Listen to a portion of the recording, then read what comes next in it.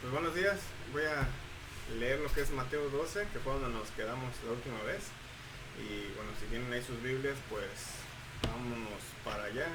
Y si no, pues bueno, aquí de todas maneras lo voy a leer. Y pues pongan atención. Dice: por aquel tiempo Jesús pasó por entre los sembrados en el día de reposo. Sus discípulos tuvieron hambre y empezaron a arrancar espigas y a comer. Cuando los fariseos lo vieron, dijeron: mira, tus discípulos hacen lo que no es lícito hacer en el día de reposo. Pero él les contestó: ¿no han leído lo que hizo David cuando él y sus compañeros tuvieron hambre?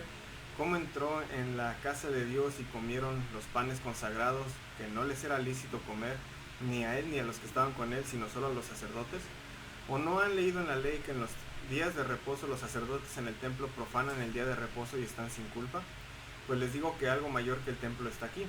Pero si ustedes hubieran sabido lo que esto significa, misericordia quiero y no sacrificio, no hubieran condenado a los inocentes, porque el Hijo del Hombre es Señor del día de reposo.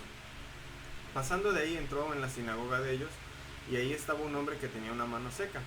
Y para poder acusar a Jesús le preguntaron: ¿es lícito sanar en el día de reposo? Y él les respondió: ¿qué hombre habrá de ustedes que tenga una sola oveja? Si ésta se le cae en un hoyo en el día de reposo, ¿no le echa la mano y la saca? Pues cuánto más vale un hombre que una oveja. Por tanto, es lícito hacer bien en el día de reposo. Entonces Jesús dijo al hombre: extiende tu mano. Y él extendió y le fue restaurada, sana como la otra. Pero cuando los fariseos salieron, hicieron planes contra él para ver cómo lo podían destruir. Pero Jesús, sabiéndolo, se retiró de ahí.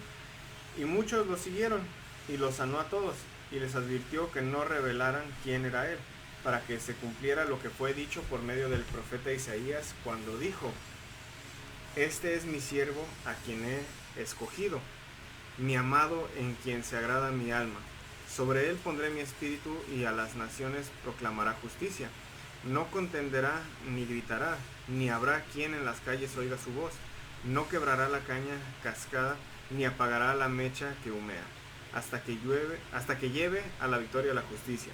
Y en su nombre las naciones pondrán su esperanza. Entonces trajeron a Jesús un endemoniado ciego y mudo, y lo sanó, de manera que el mudo hablaba y veía. Todas las multitudes estaban asombradas y decían: ¿acaso no es este el hijo de David? Pero cuando los fariseos lo oyeron, dijeron: este no expulsa a los demonios, sino por Belcebú, el príncipe de los demonios. Conociendo Jesús sus pensamientos, les dijo: todo reino dividido contra sí mismo es asolado, y toda ciudad o casa dividida contra sí misma no se mantendrá en pie. Si Satanás expulsa a Satanás, está dividido contra sí mismo. ¿Cómo puede entonces mantenerse en pie su reino? Y si yo expulso a los demonios por Belcebú, ¿por quién los expulsan los hijos de ustedes? Por tanto, ellos serán sus jueces. Pero si yo expulso a los demonios por el Espíritu de Dios, entonces el reino de Dios ha llegado a ustedes. ¿O cómo puede alguien entrar en la casa de un hombre fuerte y saquear sus bienes si primero no lo ata? Y entonces saqueará su casa. El que no está a favor mío está contra mí, y el que no recoge a mi lado desparrama. Por eso les digo que todo pecado y blasfemia será perdonado a los hombres, pero la blasfemia contra el Espíritu no será perdonada. Y a cualquiera que diga una palabra contra el Hijo del Hombre se le perdonará, pero al que hable en contra del Espíritu Santo no se le perdonará ni en este siglo ni en el venidero. O hagan ustedes bueno el árbol y bueno su fruto, o hagan malo el árbol y malo su fruto, porque por el fruto se conoce el árbol. Camada de víboras, ¿cómo pueden hablar cosas buenas siendo malos? Porque de la abundancia del corazón habla la boca. El hombre bueno de su buen tesoro saca cosas buenas, y el hombre malo de su mal tesoro saca cosas malas. Pero yo les digo que de toda palabra vana que hablen los hombres darán cuenta de ella en el día del juicio, porque por tus palabras serás justificado y por tus palabras serás condenado. Entonces algunos de los escribas y fariseos dijeron a Jesús: Maestro, queremos ver una señal de parte tuya. Pero él respondió: una generación perversa y adúltera demanda señal, y ninguna señal se le dará, sino la señal de Jonás el profeta. Porque como estuvo Jonás en el vientre del monstruo marino 3 días y 3 noches, así estará el Hijo del Hombre 3 días y 3 noches en el corazón de la tierra. Los hombres de Nínive se levantarán con esta generación en el juicio y la condenarán, porque ellos se arrepintieron con la predicación de Jonás. Y miren, algo más grande que Jonás está aquí. La reina del sur se levantará con esta generación en el juicio y la condenará, porque ella vino desde los confines de la tierra para oír la sabiduría de Salomón, y miren, algo más grande que Salomón está aquí. Cuando el espíritu inmundo sale del hombre, pasa por lugares áridos, buscando descanso, y no lo halla. Entonces dice, volveré a mi casa de donde salí, y cuando llega la encuentra desocupada, barrida y arreglada. Entonces va y toma consigo otros 7 espíritus más depravados que él, y entrando, moran ahí, y el estado final de aquel hombre resulta peor que el primero. Así será también con esta generación perversa. Mientras Jesús aún estaba hablando a la multitud, su madre y sus hermanos estaban afuera deseando hablar con él. Y alguien le dijo, tu madre y tus hermanos están afuera y te quieren hablar. Pero Jesús respondió al que le informó, ¿quién es mi madre y quiénes son mis hermanos? Y extendiendo la mano hacia sus discípulos dijo, miren, aquí están mi madre y mis hermanos. Porque cualquiera que hace la voluntad de mi Padre que está en los cielos, ese es mi hermano y mi hermana y mi madre. Bien, en el capítulo 12, pues aquí se comienza con 2 problemas, ¿no? Que tienen que ver con el sábado o con el día de reposo. En la primera parte, pues los fariseos juzgan a los discípulos de Jesús porque están arrancando pues espigas, ¿no? Ahí en el camino se las están comiendo. Para muchos de nosotros, pues en la actualidad puede sonar a que el ataque de los fariseos a los discípulos pues es por robo, ¿no? Están arrancando espigas de donde no deben, pero no es así. De hecho, Deuteronomio 23-25 les autorizaba a las personas a poder arrancar de la cosecha de otros, pero solo lo que necesitaban para comer en el momento, no de, pues bueno, agarrar el machete, ¿no? y unas bolsas para ir echando para el rato. El juicio de los fariseos es porque pues, lo están haciendo en el día de reposo, en el sábado. En otras palabras, los están acusando de trabajar en el día de reposo porque están arrancando espigas, es como si estuvieran cosechando. Y Jesús pues no busca la respuesta fácil para contestarles, no les dice, bueno, pues es que les dio hambre, ¿no? Y eso importa más que la ley del sábado. No, Jesús da una respuesta más complicada. Usa al rey David como ejemplo de algo que hizo en el templo años atrás. O bueno, en la casa de Dios años atrás, ¿no? El templo todavía no estaba construido. el de Salomón. El ejemplo de Jesús pues, no solamente nos enseña que alguien de sus escrituras, pues, digamos, le dio vuelta a la ley, sino más bien el ejemplo de Jesús es peligroso. No solo les está diciendo que las personas importan más que las cosas, sino que está diciendo que sus seguidores son más importantes que el templo mismo. En la historia que Jesús usa como ejemplo, David ya había sido ungido como rey, pero Saúl seguía siendo el rey actual.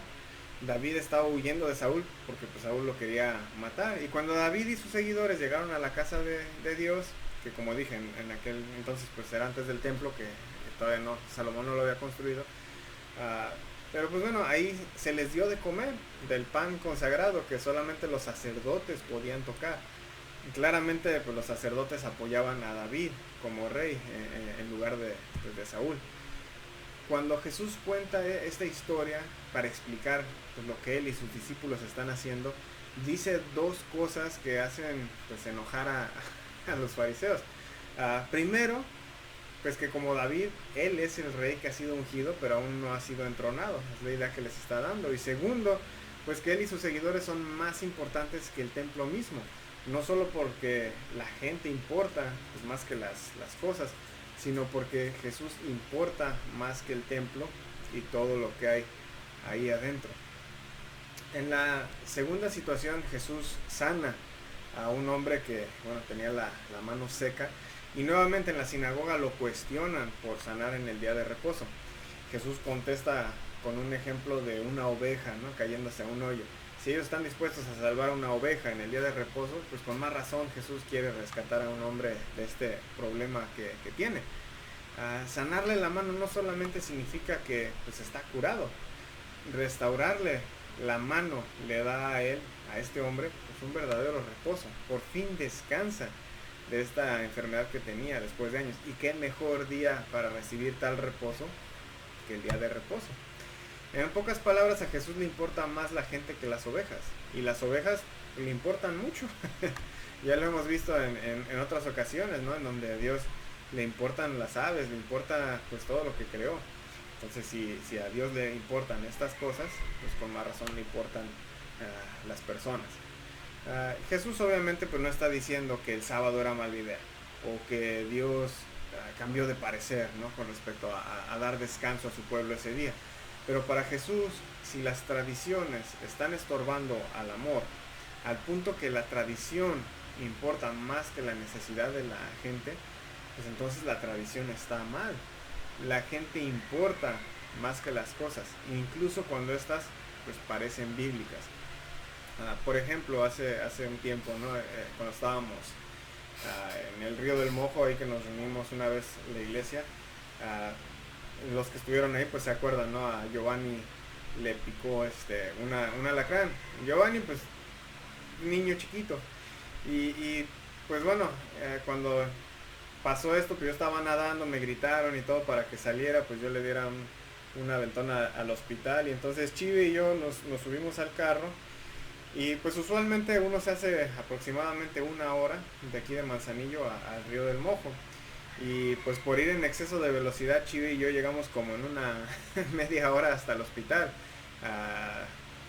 Porque pues obviamente si no llegábamos a tiempo, pues no sabemos qué le hubiera podido pasar a Giovanni. El punto es que bueno, rompí las leyes de tránsito ahí por llegar a exceso de velocidad. Y de hecho cuando llegué al hospital me metí a la parte donde pues entran las ambulancias para llevarlo más cerca. Y obviamente pues bueno, yo estoy rompiendo ahí varias leyes. Hay muchos cristianos que tal vez me atacarían por eso y digan, no, pues es que rompiste las leyes y hay que obedecer a las autoridades. Pero aquí la situación de lo que está pasando con Jesús y precisamente la situación de lo que pasó con Giovanni, pues uno tiene que preguntarse qué importa más, la ley mexicana o Giovanni. Y obviamente pues 1000 veces escogeré siempre, pues en este caso a Giovanni que una ley. Y esa es la mentalidad que tiene Jesús. La gente importa más que las tradiciones o reglas que tenemos. Entonces pues Jesús, que está haciendo el trabajo de este siervo que sufre, que predicó Isaías 42 y se está citando ahí en este capítulo de Mateo, pues está siendo cuestionado por lo que está haciendo. A los fariseos no les interesa que Dios esté rescatando a la humanidad de la opresión del pecado, que incluso se manifiesta a través de estas enfermedades. No les interesa porque no se dan cuenta que es Dios. Piensan que el poder de Jesús es un poder satánico. Y Jesús contraataca. Les dice, ¿no? Si alguien quiere construir una casa, no la va a destruir, ¿no? Si yo quiero construir una casa, no le voy a hablar al contratista para darle la autoridad de destruirla. Si Satanás quiere tener más y más control sobre la gente, pues no le va a dar a Jesús el poder de liberar a todos. Si Jesús está quedándose con la propiedad del hombre fuerte, ¿no? Como menciona ahí, pues es porque ya sometió a ese hombre fuerte y ya lo ató.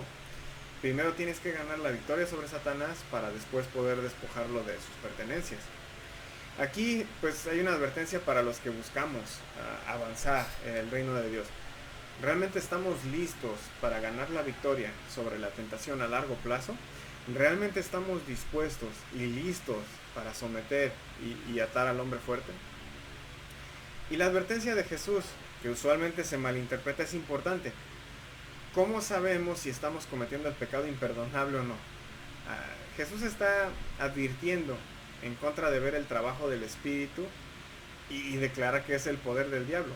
Si haces eso, pues no serás perdonado. No puedes ser perdonado porque acabas de cortar la única fuente de perdón que hay. Dice el teólogo Tom Wright que cuando declaras que la única botella de agua que te queda está envenenada, pues ya te condenaste a morir de sed. Y eso es precisamente a lo que Jesús se refiere con el pecado imperdonable. Los lectores de Mateo, pues ya sabemos que Jesús es un profeta, ¿no? Con lo que nos ha descrito. Con todo lo que vamos viendo, también vamos sospechando pues que Él es el verdadero rey. De hecho, desde el principio de estas predicaciones en Mateo vimos esto. Sabemos que Jesús es el verdadero rey, Él es el Mesías. Y ambas cosas son confirmadas claramente cuando Él se declara ser más grande que Jonás, el profeta, y que Salomón, el rey, aquí en estos versículos. Los fariseos están fallando en ver lo que Jesús está haciendo. Y Jesús contesta que un árbol y su fruto pues, o son buenos o son malos. Es decir, o lo que Jesús hace es bueno o malo completamente. O está haciendo el trabajo de Dios o está haciendo el trabajo del diablo. Si ellos no pueden darse cuenta de lo que están haciendo porque están tan embebidos en su propia justicia, pues se han cegado a ver la obra de Dios por estar tan enfocados en ver la obra del diablo. Y Jesús los describe como una generación perversa. Describe esta generación como una casa llena de demonios. ¿Por qué? Porque esta generación trató de resolver sus problemas con planes militares, con sueños apocalípticos, con prácticas piadosas y reuniones sectarias, con revoluciones en contra de Roma, etc. Pero todo fue en vano. El problema es que muchos cristianos actuales quieren resolver así los problemas del mundo, con las herramientas violentas del mundo, en lugar de vivir como ciudadanos del reino ahorita mismo. La reformación debe ser continua y a largo plazo para ser genuina. Jesús los está invitando a abandonar su arrogancia, a abandonar su violencia, a abandonar su odio, a abandonar la oscuridad para seguir la voluntad de Dios. Jesús los anima a arrepentirse de todo eso y aceptar su camino, a aceptar su reino, pero no lo hacen. Y eso eventualmente significa invitar destrucción y caos a sus vidas. Y eso es precisamente con lo que concluye el capítulo. Una distinción entre los que hacen la voluntad de Dios y los que no. La verdadera familia de Dios son aquellos que hacen la voluntad de Dios. Y todo esto pues, nos debería de dar algo que pensar. ¿Qué sistemas tenemos actualmente que son exaltados por sobre las necesidades de los seres humanos? Tanto en el país como en la iglesia, como en familias. ¿Qué significa que Jesús sea Señor sobre todas estas cosas? Conforme escuchamos lo que Jesús dice, conforme vemos lo que Jesús hace, ¿nos paramos a actuar también o nos sentamos a criticar? ¿Lo cuestionamos por lo que hace y cómo lo hace? ¿O aprendemos humildemente a escuchar y luego a actuar en obediencia? ¿Nos distanciamos de Jesús o estamos teniendo una relación más cercana a Él? Piensen. Que Dios les bendiga.